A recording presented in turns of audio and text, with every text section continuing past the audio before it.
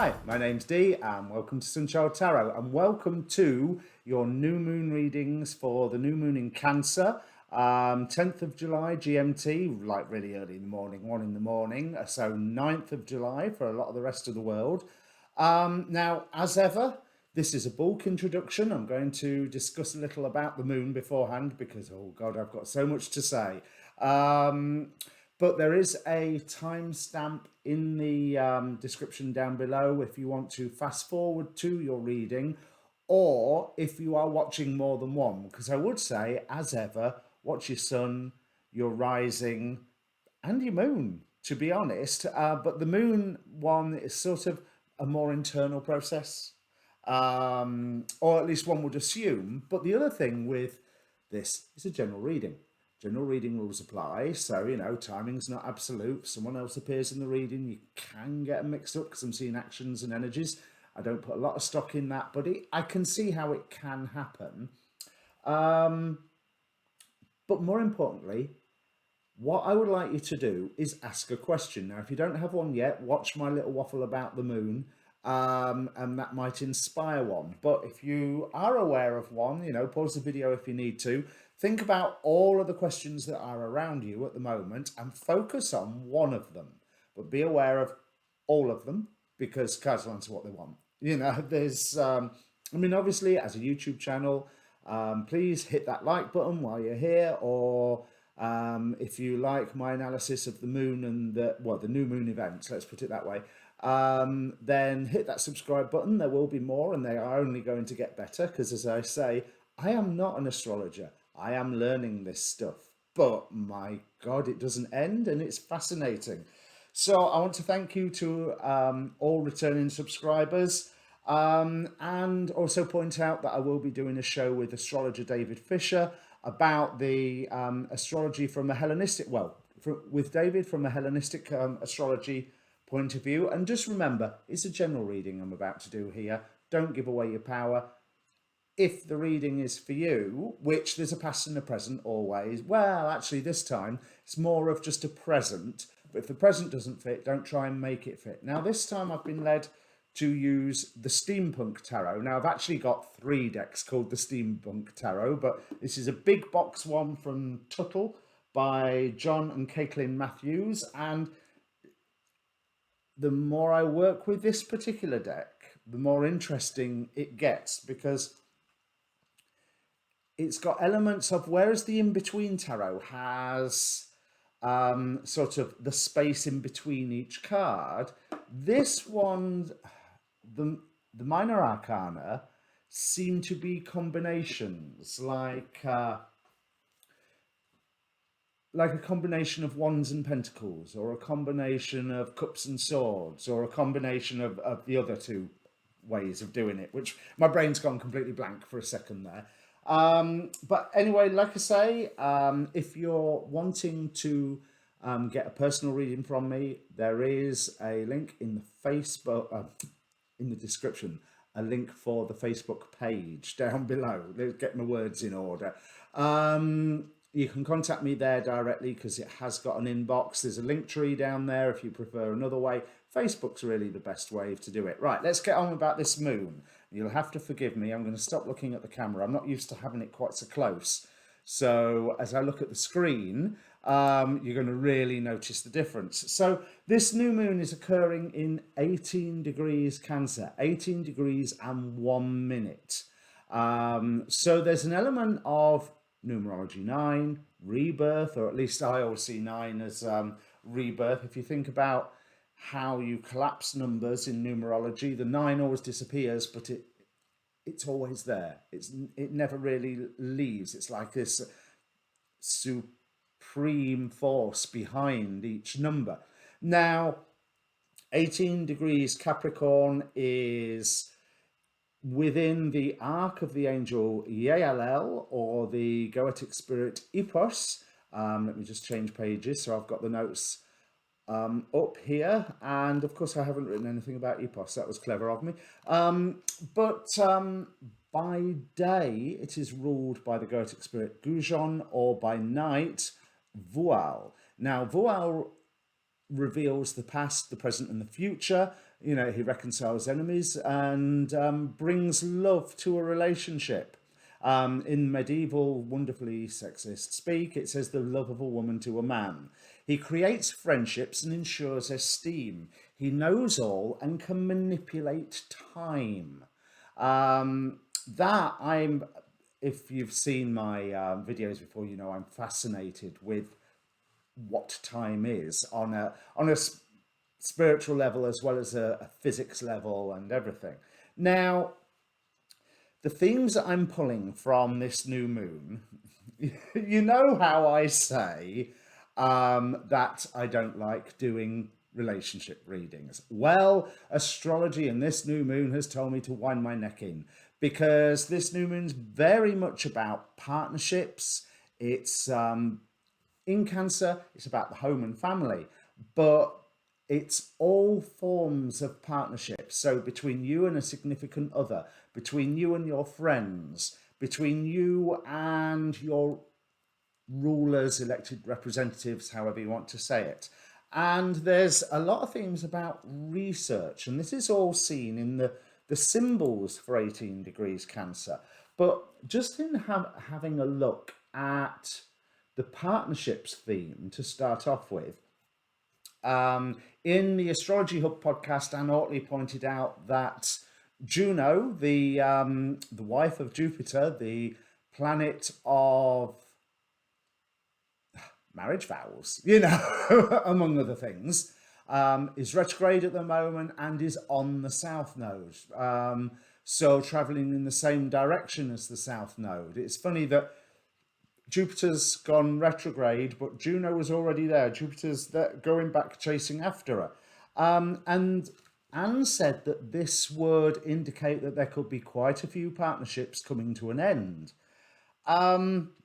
There's more on that, because Saturn is opposite the asteroid Hera, who, again, that's the Greek form of Juno. So again, there's the matter of vows and marriage and loyalty, opposing Saturn, where Saturn is strong and likes to say no.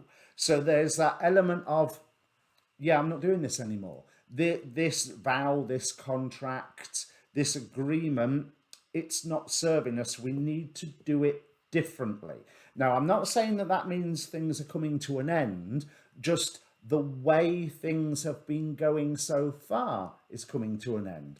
That can be good. It doesn't necessarily mean a massive breakup, because Chiron, is it still in Aries or is it in Taurus? I think it's in Taurus now.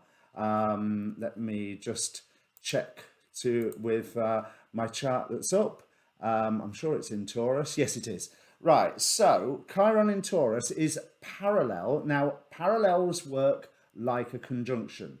Chiron in Taurus is parallel Orpheus and Vesta. So there's wounding and healing and instruction to be had regarding the matters of unrequited love with Orpheus, and diving into the underworld, of course.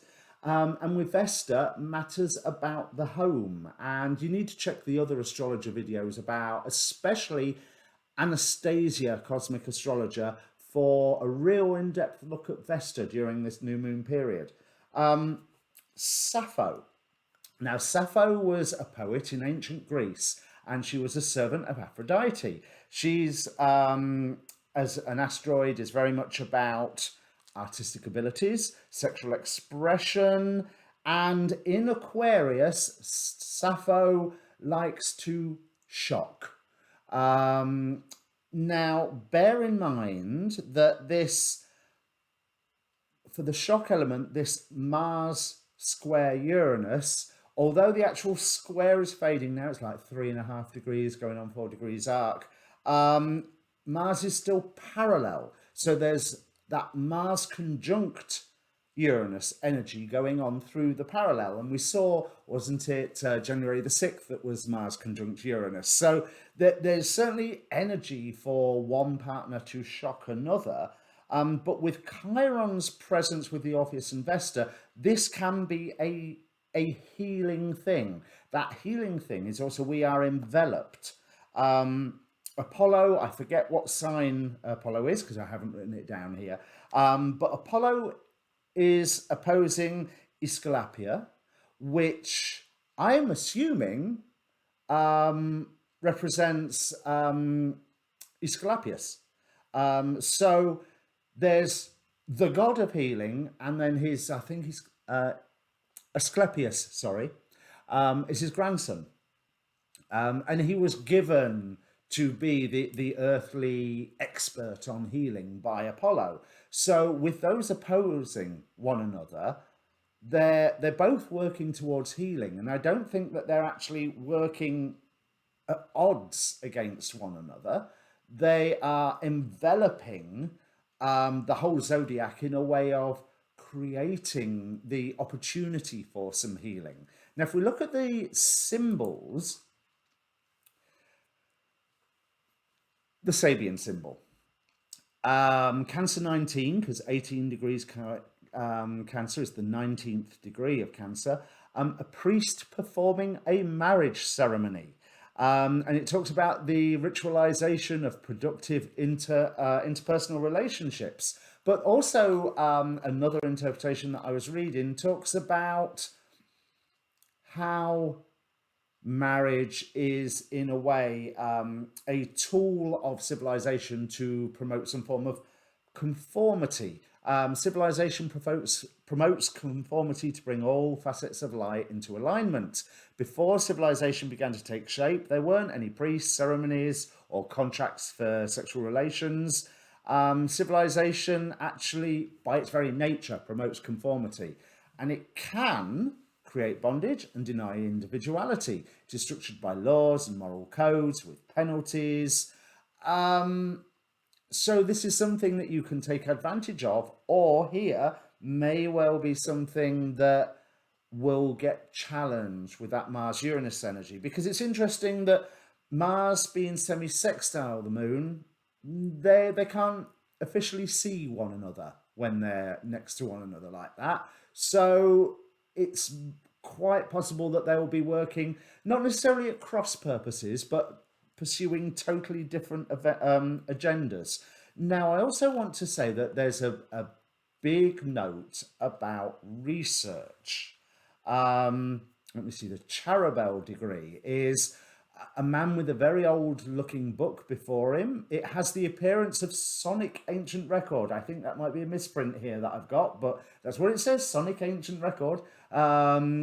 But the book denotes a studious person, and 18 degrees Cancer, if you have that in your chart. It can denote a studious person, a profound thinker, one capable of grappling with abstruse studies. And it's study for the sake of study rather than study in order to publish or to be heard or to be a renowned expert. But there's a lot of expertise getting unleashed. This is backed up by the Kosminski degree symbol, which is an old man sitting alone in semi-darkness with an old book before him from which emanate bright rays of light. So there's this search for the truth within this 18 degrees Cancer degree, which I think is absolutely beautiful and very, very needed, especially during this time where partnerships and agreements are, well, astrologically under pressure. But if you look at the relationship of the moon to the rulers, the south node is being ruled by Jupiter. Jupiter is strong at the moment. It's in Pisces, it's at home, but it's starting to move retrograde. It's like the last gasp of this period of Jupiter in Pisces. And that implies, I think we'll be discussing this with David, but it implies that leadership can be doubted, that there can be a lot of force from the people of wanting to know the true facts. But again, with a healing level, because I've just noticed as I'm going through this, the Safarial degree symbol. Now, I don't know what that first word is. And escutcheon Right, I don't know what an escutcheon is. I'm assuming it is some form of shape containing a harp and a gauntlet. Now, I'm really drawn to that harp because that's the symbol of Apollo. That's the symbol that Apollo uses. Okay, that's with his music, but harp, lyre, it's reinforcing that influence of Apollo. And Apollo is also a god of truth, which reinforces those other degree symbols I was saying. So here, the Sapphire degree symbol says it denotes a person of noble aspirations and refined tastes. As an interpreter of others' works, he would shine. In the character, there is a particular mixture of gentleness and irritability, of playfulness and gravity, which can render the native of this degree more difficult to deal with. So that's from a natal interpretation, but we're seeing this same vibration of let's get to the truth, let's check all the agreements, and let's cancel the ones that are useless and cancel the ones that are rubbish. Now, if that has not, because I could talk for a lot longer about this, but if that has not given you fuel for a question, if you didn't have one already, then well, I don't know what will. Because we're always, it's human nature, isn't it? Is this partnership good for me? Whether it's between us and our employer, our partner, our leaders. I mean, hell, we get to test that ever so often, hopefully, while voting rights, well, when voting rights are available. So ask your question, take that moment. Thank you very much for watching so far and watching my blurb. And if you have any comments on the reading or on the astrology aspect, well, astrology, then comment down below. I always try to respond as fast as I can, so you get a response within a day. Anyway, I think I've talked for long enough. I'll bring up the cards. Okay, Leo, this is a crazy reading, and I think you'll like it. But I think I might go a bit geeky with it. And it may be the influence of the energy oracle cards and the fact that I'm using this Steampunk Tarot. I think that the stress for the time being is over. You've piloted your way through it. Now, I remember loads of readings earlier on that was, let's say, less than easy. I think the stress is past now, and the sense of direction of how you're going to move forward has been present for a while, and all of a sudden all of your plans of I'm going to get out of this stress and I'm going to end up where, wherever it was that you was going to end up, you're here now. And so that you're new, you're beginning, you're entering through to this whole new world, and it's like, oh, what do I do? What do I do and how? Because we still got Five of Engines, Five of Wands. Now, these, so I heard an interesting interpretation of the Five of Wands earlier about with it being new ideas that automatically would have resistance because they're new. But I don't think this is something that is falling against you. I think there's some debate or there's some resistance to some idea that you have because someone else is saying this is not the way that it's supposed to be done. But to counter that, all you have to do is show that these are the reasons that I am doing it. So the how you are doing it, which is the bit that tradition is offended by, becomes irrelevant in the light of the why you are doing it. I think that any opposition that you are gaining will soon dissolve, or they're declaring their battle lines, because if they disagree with your why, it says more about them than it does about you. Because there is new passion coming into your life. I'm not saying that necessarily in a relationship way because, hey, it's me. I don't do love readings. But we cannot deny that we have the Two of Cups, Two of Submersibles on the bottom of the deck. We have the Queen of Cups as the energy that Spirit's bringing in. That sense of, well, with this Lady of Submersibles, that sense of exploration while having a safe base to work with, that sense of nurturing a new dream, that sense of, in a way, if you look at this as in a 1950s Amazing Stories cover, there's that sense of being rescued after being stranded underwater, because the ship could be coming to her rescue. But I rather think, with it being the Queen, Lady of Submersibles, it's like she's looking to go, the ship's here. Right, come on, this way. And she's leading the way. So that there's this sense of passion that really enlivens you, really goes, oh my God, this new thing that I'm doing, the world has come around, I need to do this. But you can get derailed by paying too much attention to the resistance of others. Let me see, that would be Knight of Swords, Navigator of Airships. There's you want all this to, okay, why do you want all this to be happening so fast? Because this is quite a beautiful experience that we've got going on here. So I would say, why? Why so fast? Enjoy it. Take your time. Because, now here's where the weird bit comes in. Things are really going in your favor here. There's something that you're really excited about, something that will lead you to being protected, lead you to a point of, if you need rescuing, you're going to get rescued. This is the Four of Leviathans, which is the Four of Pentacles. And obviously it's people stranded on an island, sending up a smoke flare, and the cruisers coming in to rescue them.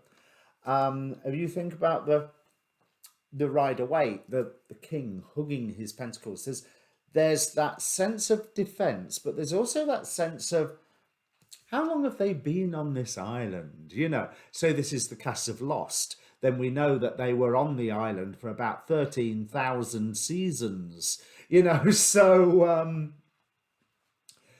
the cruise ship represents going into somewhere new, somewhere stable as well, where there is greater protection. Now, I like that, but we have this adjacent possibilities. You're not paying attention to all of the possible options, but I also want to say, and I'm meaning this as a metaphor in geek speak, you're allowing alternate realities to leak into your own. That's what I'm picking up from these, because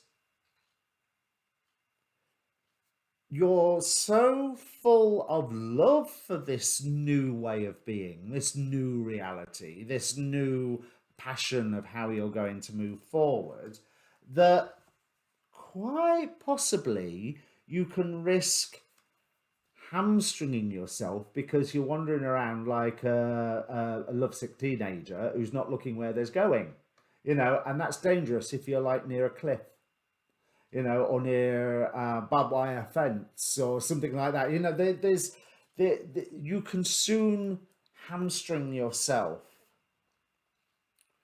into not taking full advantage. We have the garden and the gate. Yeah, where you are is great at the moment, but you need to keep that motion going. The garden and the gate card is a nice young lady, very much like sort of Nine of Pentacles, in a garden on her own. The gate there, you won't be able to see it on this camera because I don't think it will focus, but the gate is locked. However, she has the key around her neck. But she's, at the moment, she's staying in that garden because she's nice and safe in that garden. But, yeah, there can also be walls that are entrapping her. And bear in mind that you are supposed to move on from where you feel protected to go out into the big wide world. If we reverse the symbolism on here and saying the island is the protection. And my point earlier is saying that the ship still offers that protection, so you can be protected one way, or you can, as in, I'll stay here, it's nice, or you can be protected another way while you're going, I'm going to move forward into the unknown. This is exciting because we also have this, you won't be able to see that, this strategy card. You may have noticed that I let that card out first, and these two had fallen out. It's like, no, I'm not taking them. And basically, I got that severe sense of, no, you take them. So it's like, okay, right, I put them out, and it makes more sense to me now, because where you are is good, but you can take that goodness with you, with that representing the void. It's null, emptiness, it says on the bottom here. But it's that creative void. It's that void that pushes against everything to keep everything in place. It is what balances everything. It's where that creative space is, as the Sephiroth are pushing in and emanating into that void. So, yes, you're in a time of destiny. Do not blow it. Do not blow it by going, oh, it's nice here, I'll stay. That's not the destiny. As lovely as it is, that's not the destiny. That's the trap, because it can get better. Now, you saw how many cards fell out for the final outcome. So we've got Spirit Gauge, Temperance. Again, there's that sense of otherworldly influence. Check your chart. Check your transit chart. AstroSeek is a great transits to natal page you can look at. And notice if there's any septiles, although AstroSeek won't tell you that. Oops. But there's that sense of balance, as in, yeah, this is nice, let's keep moving. But also the sense of being protected, that sense of otherworldly influence, keep pushing you on gently, which is very much typified by that Queen of Cups being what Spirit's bringing in for you. Ace of Leviathans, Ace of Pentacles, whole new beginning materially. You're aware it's a new beginning. Have you really taken advantage of this new beginning yet? The Lovers card, the Explorers, indicating keep moving forward. And if it is a new relationship that's coming in for you, yeah, go for it. Absolutely, go for it. That's what this is saying. I mean, obviously, use your discretion, because it's going to take you to a better place. I'm not necessarily, I'm feeling told off the minute I say that. So entertain the idea. Use that Temperance card. Entertain the idea. Don't necessarily totally commit to it. Engineer, Strength. Keep moving forward. Whatever. Keep moving forward. And the 9 of airships underneath all of this. And bear in mind that that's telling me that there is a rebirth of your fears and nightmares. Because we've got 8 of airships, 9 of airships. You've put the stresses behind you. So they're the actual stresses. You've still got the fears about these stresses. They're still there. So you have to keep moving forward to finally kill those fears, if that makes sense. So that was quite fast. Oh, it was fast. 10 minutes. But no doubt my introduction, when I film it, will be long. So if this means anything to you, Leo, did I call you Gemini halfway through the reading? I do apologize if I did. But if this means anything to you, Leo, comment down below and have fun. You're in a great place. It's not a place to stop, but it is a place to enjoy while you're there. And it looks like it will get better. So don't settle. Don't go, oh, this is nice, I'll stay here. No, because there's more on offer. In fact, that might be what I'll call the reading. There's more on offer. So if it means so, comment down below. Go and watch your moon and your rising sign, and there will be a link down below for my discussion of the full moon with astrologer David Fisher. So come and watch that one as well, because it might give you, yeah, keep an eye on them septiles. We'll see if David's Hellenistic. He doesn't like talking about septiles, but I'm sure I'll be able to bring some into the conversation. Right. Cheers.